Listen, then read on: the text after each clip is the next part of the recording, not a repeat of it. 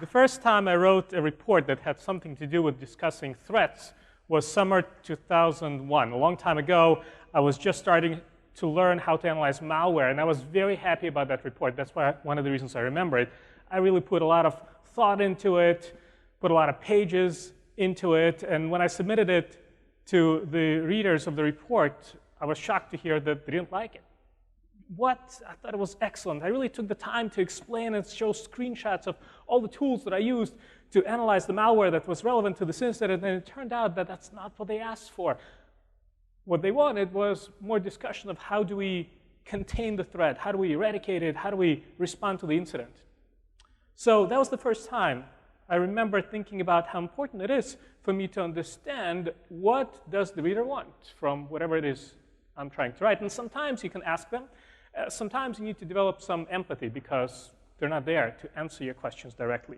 So I wanted to share with you some thoughts that I have on the topic of writing better reports, specifically in the context of discussing threats. So not just threat intelligence reports, although those certainly are in scope for this discussion, but threats in a more general sense. How do we do that? And I thought, how can I share with you just a few tidbits of information that you can use after leaving this event? And so I'm going to show you some examples, share with you some observations, and also release a few cheat sheets and other takeaway materials that I'm going to release publicly for the first time today. So first, let's think about what it is you are trying to achieve when you're writing a report that discusses some form of threat. Well, what are you trying to achieve? Why are you doing this? You have some reason to be writing that report. Otherwise, probably you'd be doing something else, like playing with the kids or your dog or hiking, or maybe some of you would still be working on that report. But usually you have some objective. So maybe you want to share your insights. You've got something to get off your chest. You have observed something interesting. You want to discuss your observations with others. Maybe that's your goal. Usually also, you want to instill confidence in your readers that they can trust your analysis, that you know what you're talking about, and that your analysis was sound based on some principles that the readers respect. And usually also you are trying to propose something. You are hoping directly or indirectly that your report will lead to some action, which might be related to understanding the adversary better so we can defend against this given attack group, or maybe remediating a piece of malware that's wreaking havoc on your network. My point is that you have some reasons why you're writing your report, but how do you make sure that your report allows you to achieve this goal? So here's my insight, and maybe it's not a great insight now that I put it on a slide, and now that I'm going to show it to you, it sounds like almost an obvious thing, but here is what I believe you must consider. To achieve your objectives, you must state them on your readers' terms, which, again, as I said, maybe it's a bit obvious, but this is very, very hard because it involves developing that empathy, that sense of empathy that I mentioned in the very beginning of this talk. You need to understand what do your readers want and how do they want it. And so it's a difficult challenge. Give your readers what they want, but also keep in mind that you're doing this for your own reasons, for your own objectives. So we're going to practice a little bit, trying to understand how to share with our readers what we are trying to say in their terms, and look for some problems in some of the examples I wanted to share with you. And we're going to start with this example. So I'm going to show you a small excerpt of a report. It's going to be dealing with malware. Most of my examples, it seems, have to do with malware because that's one of the things that I do. I analyze malware. What issues can you spot in this report? And let's see how many of you can spot all of the ones that I think you should be able to spot. So I'm going to show it to you on the screen, and I'll give you a little bit of time to read it, make some mental notes, then we'll compare findings. Here is the excerpt from the report as the reader would see it. So here we have an excerpt from a report that's talking about some malware that apparently initiated connections to a C2 server. You're showing some evidence upon which you presumably are basing your observations or your conclusions. Some of the issues here might be easier to spot than others, especially for those who are sitting up front. So let's see.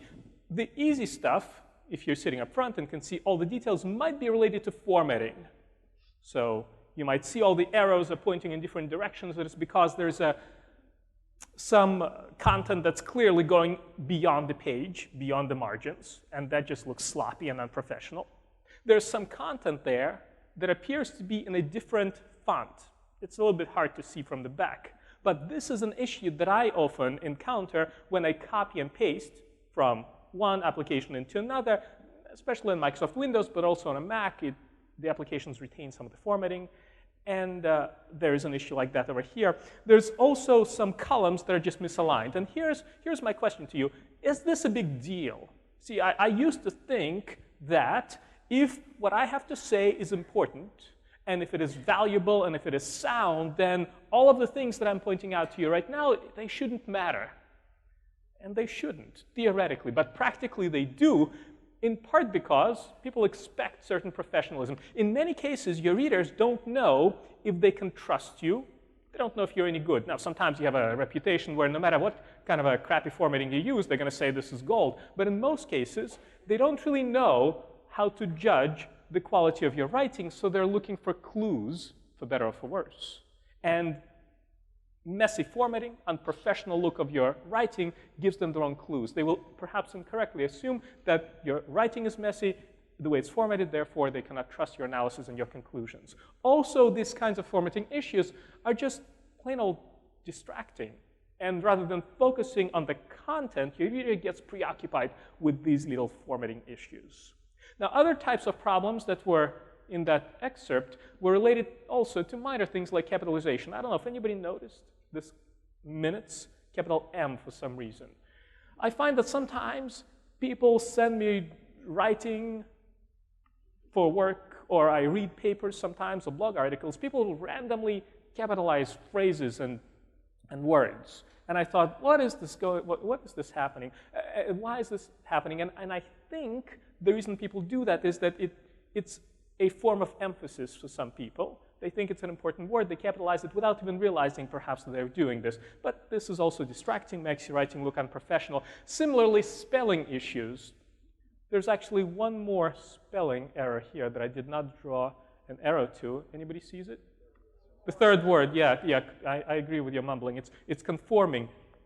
That one should have been corrected as well. And also, something else which is a little bit harder to pick up on, especially if you're not reading this very carefully, there are some details here that sometimes are missing and sometimes are unnecessarily present. For example, the piece begins with, "It was confirmed." By whom? Who confirmed it? Sometimes it's obvious, maybe because of what the paragraph before this one stated, but passive voice like this oftentimes leads the reader to not understand who did the confirmation, and therefore they don't know whether they can trust the findings. It's better to be clear about who did the work, who did the analysis. If you did it, or if your team did it, okay, state that. Or if this is based on your reading of somebody else's report, then include that information as well. Also, I'm pointing to the connection table at the bottom of this piece of writing because it is unclear to me that it should be present here. Does it really contribute to the piece? Now, the answer to that question depends on who is the audience for this report. And if the audience is very technical, then they will look at that table and know exactly why you have it here. But chances are, a lot of your readers will just be distracted by that table.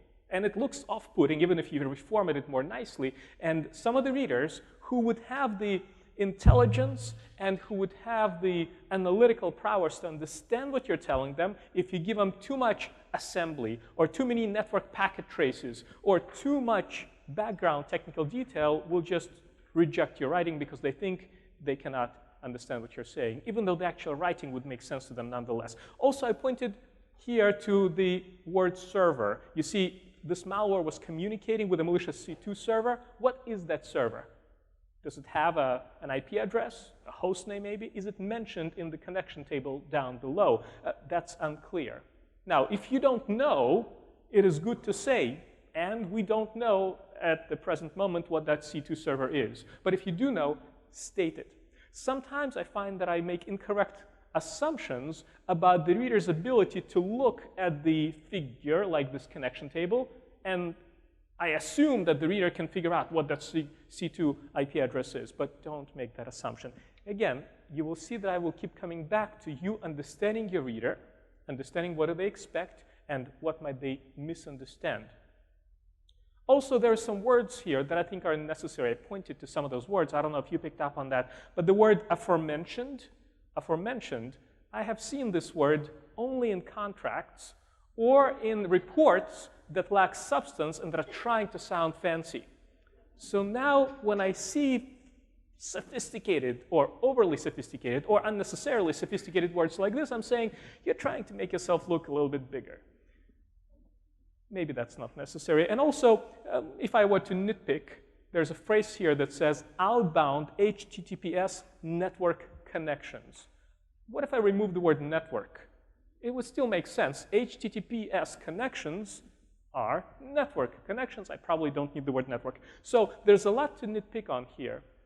And if you are thinking about what issues you would tackle first, what I find is easiest for me and easiest for others is to deal with the minor things like formatting and spelling errors. And it's harder to improve writing by focusing on content, making sure that the right details are included and making sure that the unnecessary words are not present.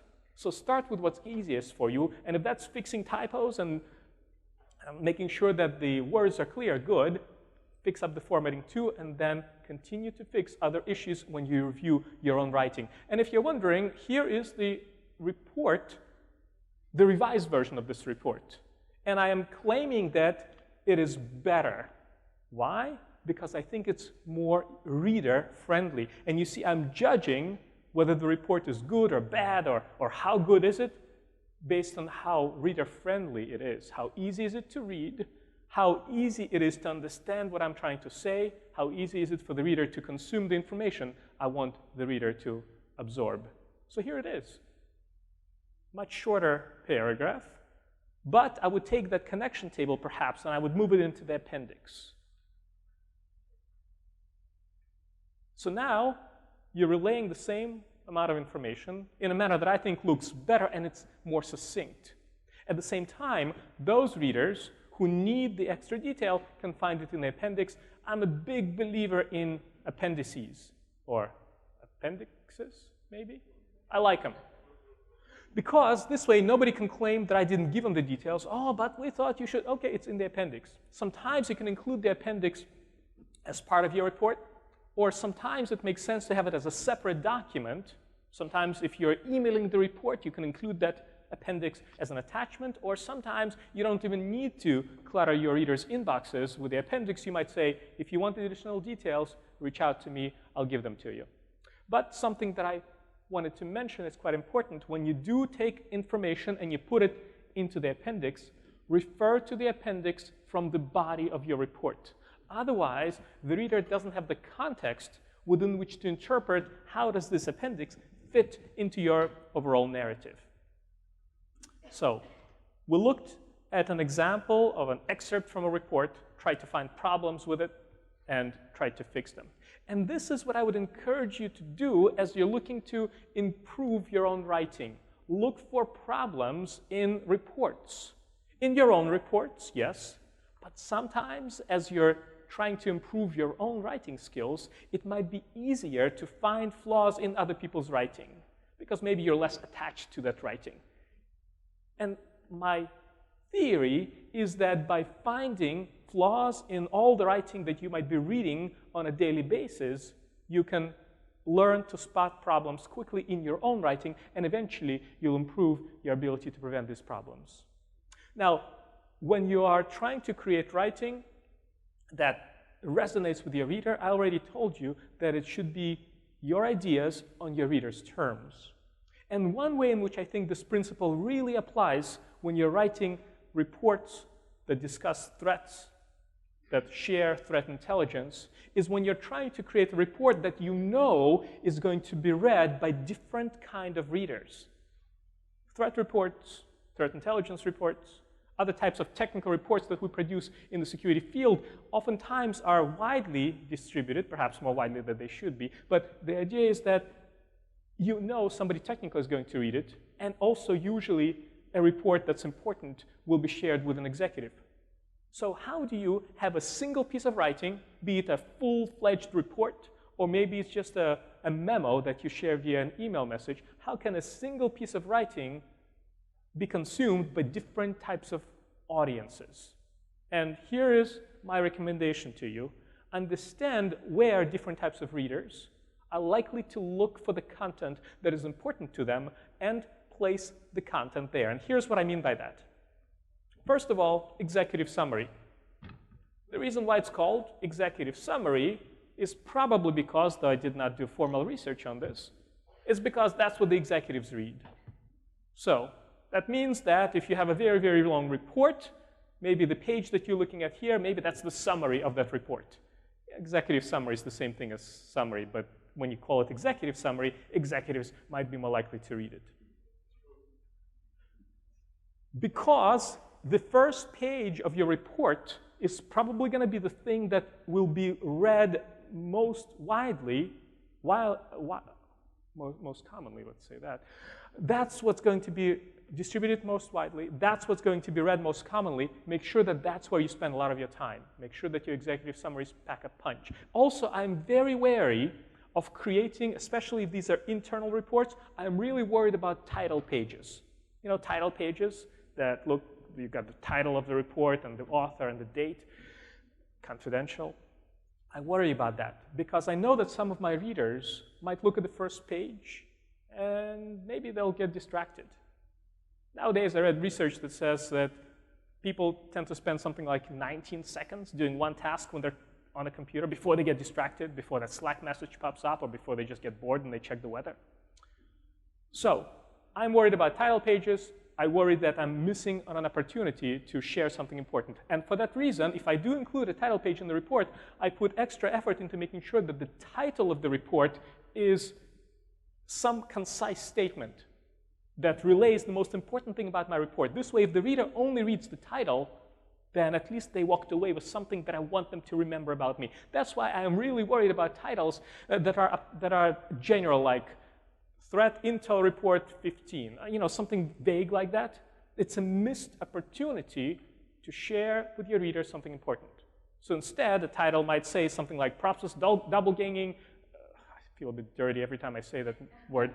Process double ganging evades antivirus tools. Okay, and if that's all that the reader sees from my report, at least they know that there is some kind of an invasive technique that applies to malware that's relevant to our organization. So the title and the executive summary. Also, along these lines, as you continue to share your narrative with your reader, treat the first sentence of every paragraph as the summary of that paragraph. The reason why that works well is because a lot of your readers are likely to just skim your report looking for anchor points that catch their attention. And only if they come across something that catches their attention will they likely read that whole paragraph. That's just how we all read reports, unless we're really deeply interested in the subject matter. We skim. Paragraph, paragraph, paragraph, paragraph. And that is why you know that if someone is skimming your page, at least they're reading the first paragraph or the first part of the first sentence of every paragraph. So that's where you can sneak in your key ideas. Sneak in your key ideas into headings as well, because these headings act as anchor points for the human eye to just go down the page. Just take a glance at this report that I don't expect you to be able to see. It's purposefully small. What I want you to see is that as your eye looks at the excerpt on this screen, where does it look? What can you see? Well, it looks at the title, and it looks at the first sentence of every paragraph, maybe the first point of every bullet point, maybe the headings. And if these pieces of information grab the reader's attention, that's when they're going to read the whole thing. I think of this as hacking the reader. Hacking in a good sense, not like breaking in without permission, but hacking in a sense of looking for an opening, understanding where the reader of your report is likely to be paying attention and delivering the information to them. Even if they don't want to read this thing, even if they're just scamming, they can't help but walk away with learning something useful from your report. And similarly, table of contents can be helpful as well. In most modern word processors, the ones that you're likely to use, the tool will automatically generate the table of contents if you're deciding to put it in your report. Right? It's going to generate the table of contents from your headings. And that is why I prefer to have my headings as full English sentences. This makes it easier for me to deliver a complete thought into the heading that will ultimately make it into the table of contents. And if I craft my headings this way, then even if the reader only reads the table of contents from my report, then actually they've already read my narrative by just skimming the headings that they will see on the page in that report. So use every information you can to sneak in your ideas in those places where the readers are likely to read those ideas. And that is how you address the needs of multiple readers in a single report. For the executives or for people who are not deeply technical, they're going to skim, they're going to look at table of contents, they're going to look at the title of your report, they're going to look at the headings, and maybe they're going to look at the bullet points. And readers who are more involved, more knowledgeable in the subject matter are going to read the rest of the stuff. So it is a mistake to say that all you need are impressive headings. I am the best. You should give me a raise. But that might be something you want to say if your report is justifying a salary increase, but then you got to have the substance to it. But a lot of your readers are not going to see the details, so therefore deliver your information to them through other means. And as I said earlier, put the rest in the appendix. If you're not sure if it belongs in your report, maybe you will have a strength to just delete it altogether. And if you don't have that strength, just move it into the appendix. And this brings me to the next important challenge. We have a lot to say. Those of you who have written threat intel reports know how much you want to share with your reader if you have done deep analysis of the matter.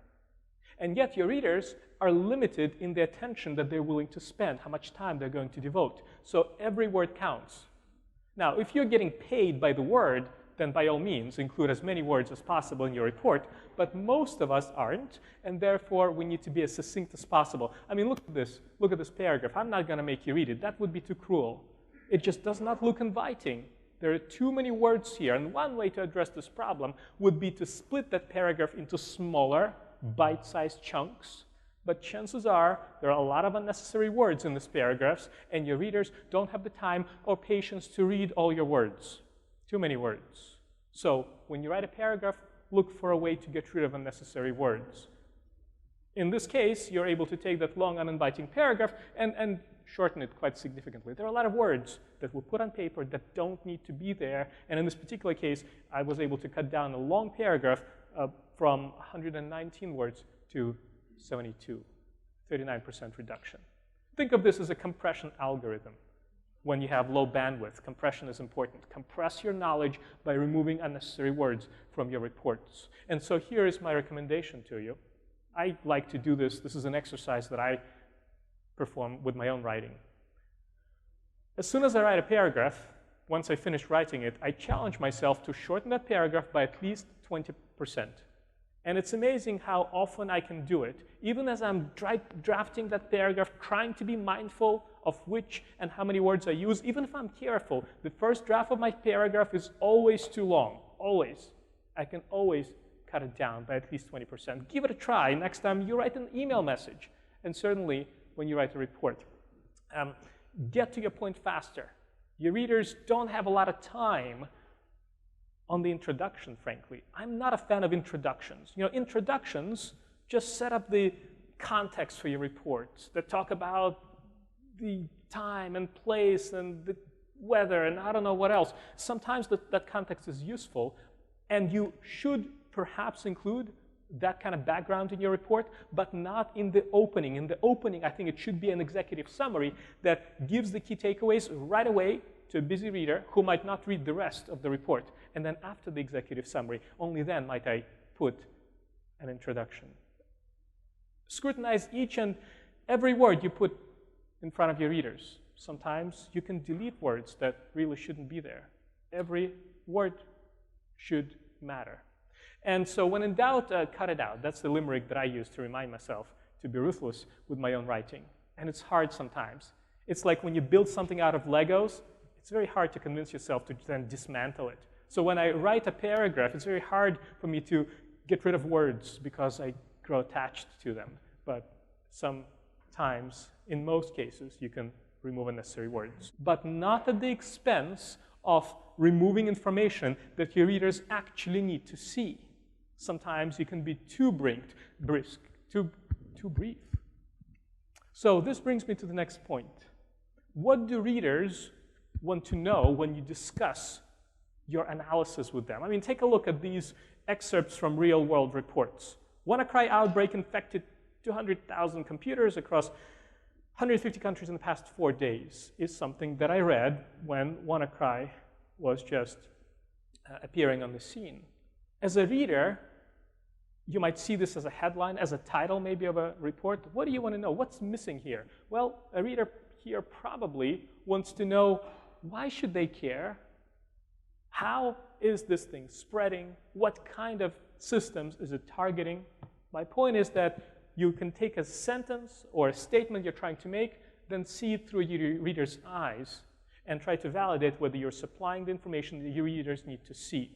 Along these lines, here's another excerpt. Cyber espionage group So Fancy, aka Fancy Bear and APT28, used the first ever instance of a rootkit targeting the Windows UEFI. Anyone remembers this paper coming out? What does the reader want to know? Maybe they want to know, what is this thing called Unified Extensible Firmware Interface? Maybe they want to know, once again, why should they care? So when you write a report, make sure to answer your reader's questions. And you can pretend to be a reader who's not very familiar with the subject matter, and then see if whatever you put in front of the reader answers their questions. Along these lines, here's another statement from a report. BEC scheme allowed fraudsters to steal 18.6 million from a company by convincing managers the money was for an acquisition deal. What does the reader want to know when a report is talking about this? The reader probably wants to know, how likely is this to happen in their own organization? They might also want to know, how were these fraudsters so persuasive, so that they can train the people inside the organization to be resistant to such attacks. Again, review your writing, think whether it addresses the needs that your readers have. Because in general, I spoke with people who do a lot of writing related to threats and threat intelligence. And I also spoke to a lot of people who read a lot of reports in that area, and I tried to capture the summary of what do readers of such reports want. And here's the results of my, let's call it research, or maybe just asking around. When I call it research, it sounds fancier. So they want to know, what's the objective of the threat or threat actor? Why are they doing this? They also want to know, what are the capabilities of the threat or the threat actor? Your readers want to know, what are the opportunities for the threat to succeed? So the first statement is about the threat actor. The second statement is about the organization being subjected to the threat. Both points are very important and are separate. Also, your readers generally want to know the broader context within which you're describing the threat. They want to know also how to counteract the threat. And so I believe that if your report answers these 4 questions, it's likely supplying the information that your readers need. Now, of course, every context is different. The readers are different as well. But overall, at a high level, I think you need to make sure that you've answered these questions, as well as the last one that's very important. And that is, how reliable is your analysis? In threat intelligence, in most cases, you don't have all the information. You don't have access to all the data that you would need to make a perfect analysis, even if such a thing could exist. So it is very important that you explain to your reader how thorough, comprehensive, reliable your analysis is. Sometimes we are hesitant to share that information with our reader because we're worried that by stating that we're uncertain about some aspect of the investigation, we look bad. And that's just not the case. That's a chip we should get off our shoulder. If you address the other questions, if your analysis is sound, the logic makes sense, you should explain to the reader how reliable the analysis is. So for example, if you're trying to explain to readers how capable a given threat is to achieve its objective, you would explain the sophistication or the lack of the sophistication of the adversary's techniques. Are they a newbie? Are they very elaborate, or do they not know what they're talking about? I know a lot about talking about malware, and so if you're writing a report that discusses malware, you can assess the sophistication of the threat based on the sophistication of the tool that the threat actor is using. So is this malware capable of evading sandboxes or debuggers? Does it use fileless techniques to stay away from the file system? Does it abuse built-in tools using lol bins and such? That's the kind of stuff that your readers typically want to see in their reports. But the level of detail depends on your reader. Once again, understand what your readers want.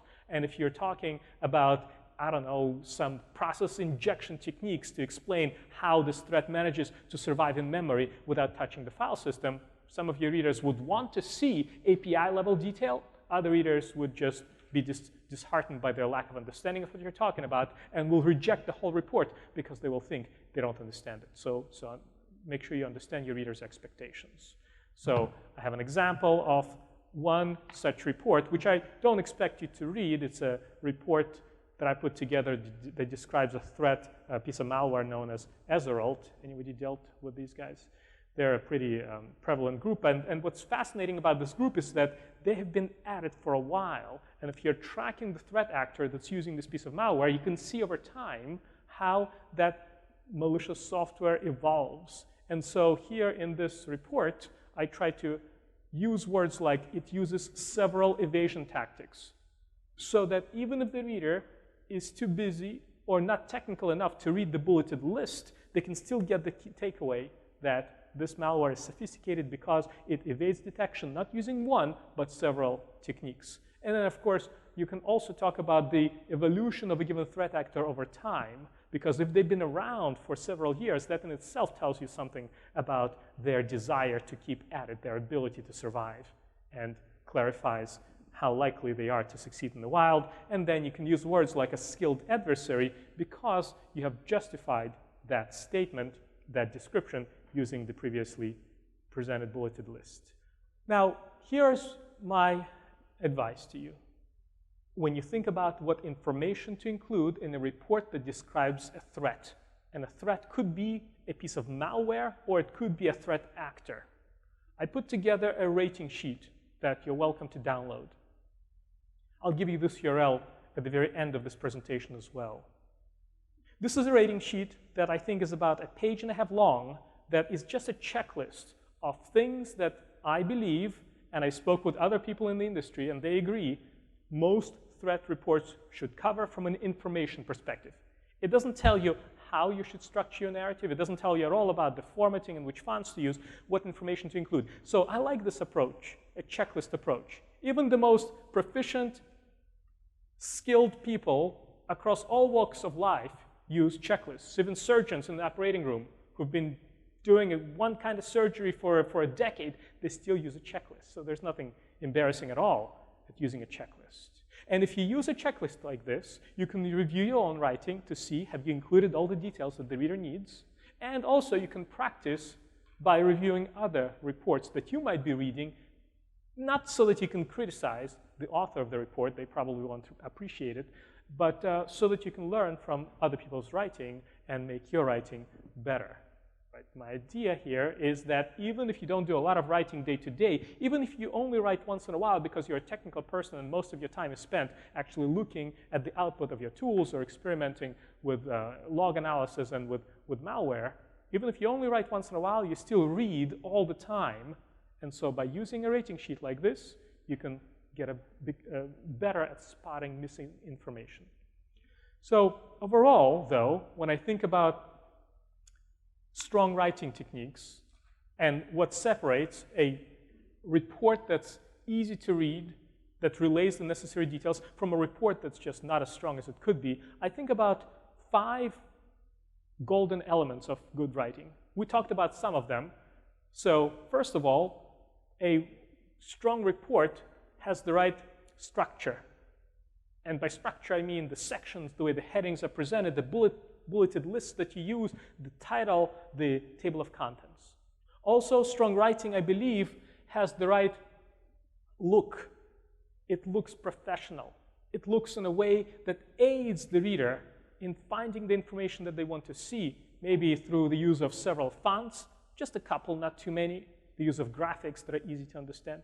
Also, strong writing has the right words. You gotta use the right words that are not overly sophisticated, but you also need to use the appropriate jargon. Sometimes we make fun of people using too many buzzwords, but sometimes if you don't use the right terminology, then your writing looks like it came from an outsider. So you gotta use the right words. You've got to have the right tone to your writing. Sometimes your writing might be hot and urgent because the problem is right here and we need to do something about it right away. And sometimes your writing needs to be cool because you want to be removed from the situation to avoid unnecessarily raising an alarm too early. That's the tone of your writing. And then finally, we need to make sure that we include the right information in our reports, and that's that rating sheet that I gave you that guides you through what information to include in a threat report. And so, as my takeaways for you being able to strengthen your skills, you're welcome to use this rating sheet that I mentioned just a couple of slides ago. Here's again that URL. I also prepared the cheat sheet that summarizes some of my advice for all aspects of writing. Also, I recorded a video on YouTube that talks more about strong writing. You're welcome to take a look at that one. And I teach a short course at SANS. Maybe that's something you want to pursue as well. I'm going to be around if anybody has any questions or comments on this, but that's as much as I have time to discuss writing. Thank you for your attention.